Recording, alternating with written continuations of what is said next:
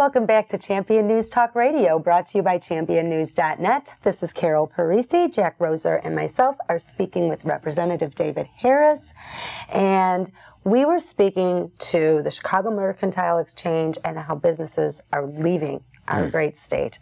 Representative Harris, before the break, you were giving some numbers. Can you bring us back to that, please? Real quickly, as you know, we passed, the state legislature, I wasn't in it at the time, in the dead of the night in a lame duck session, passed a significant tax increase, 67%, pretty much across the board, both for individuals and corporations.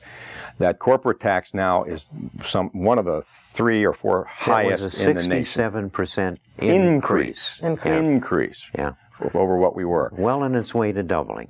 So the corporate tax increase was going to generate $800 million for each year. Now that's just the level of increase. Of that $800 million, it appears as though the Chicago Mercantile Exchange is going to pay about $50 million of the $800 million, which means that one corporation in the state of Illinois is paying what, 7% or so, 7.5% of that increase. Is that fair? I mean, what happens to one of the other large companies, Navistar, Boeing, John Deere? The point is, a lot of those larger companies aren't paying taxes for whatever reason. They don't generate the sales in Illinois, whatever. The Chicago Mercantile Exchange, however, is, for the most part, an order clearing operation. The computers are located in Illinois, so they have to pay tax on all of that revenue that they generate in the state of Illinois. Think of all the wonderful services they get for those millions. Aren't they lucky?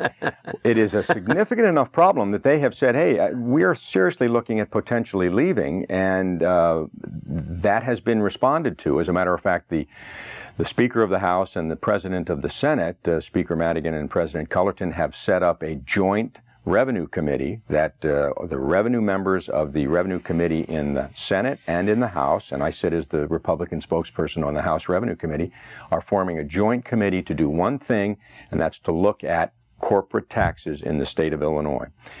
So it is a serious problem. Not only does it potentially chase businesses out, but just compare us to Indiana. This year, Indiana passed a law that said, for the next 4 years, we are going to reduce our corporate tax rate 0.5 percentage point each year for the next 4 years. In other words, at the end of 4 years, their corporate tax rate is going to be 2% lower than what it is now. So if you're a business looking to relocate, why would you look at Illinois, that has the 4th highest corporate tax rate in the nation, where you could go right next door to Indiana, still enjoy the benefits of a good transportation system, good workforce, close to a major metropolitan area, and have a lower tax rate? Yep. That, it's not only chasing businesses out, it's keeping businesses from locating here. It is terrible, and businesses are leaving. I'm in Carpentersville. My business is successful, so we're just going to pay one hell of a lot more.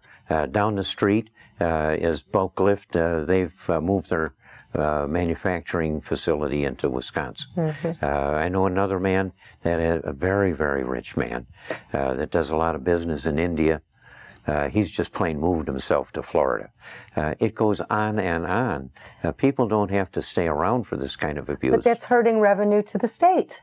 By chasing them away, when you have more businesses and businesses are successful, you can increase revenue by... Lower taxes work. Lower taxes work. It keeps people here. It keeps businesses here. Lower taxes work. Let's even shift off of something that's worse than the taxes. I'm an entrepreneur, and I've started 4 successful companies. So I have gone through the thicket of regulations of everything that the government is doing to keep you from getting into business. I mean, the regulations are legion. They go all over, whether it's the environment or whatever silly laws they've got, the building laws, the BOCA code, on and on. I'll tell you, worse than the taxes are the regulations, because you don't get to pay a tax till after you've made a profit. Good point. Just starting a company in Illinois, you are going to face that bunch of bandits, and you're going to... I looked at a bunch of them because they gave me an award just a few weeks ago for the wonderful things we've done in Carpentersville in rebuilding this town, which is not part of our business. We're manufacturers of aircraft controls, but we took over saving this town and pulling it back from the brink. And so they gave us an award, but I held back and I didn't say to them, fellas, your regulations cost us dearly all through the years from when I was little to when I was big.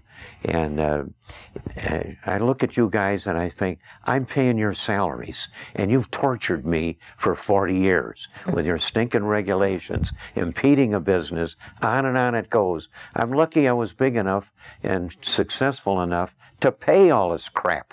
But any ordinary person wanting to open a little restaurant or anything else is going to face a bunch of these bureaucrats with their arrogance that they think they know more about his business and life than he does.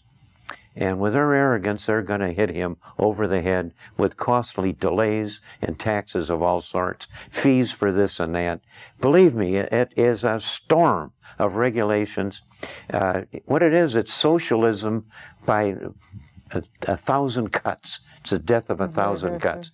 Because without Obama turning us into a totally socialist country, what you've got is bureaucrats at every level that are tying you down with all kinds of regulations. And they're torturing business. When you get big enough, as I am now, to have lawyers to fight them and to outlast these damn bureaucrats, it's one thing. But I pity the small businessman trying to get started. The storm of regulations, it's just awful. Well, between regulations and taxes, Representative Harris, Illinois has a far way to go. We'll be back after the break.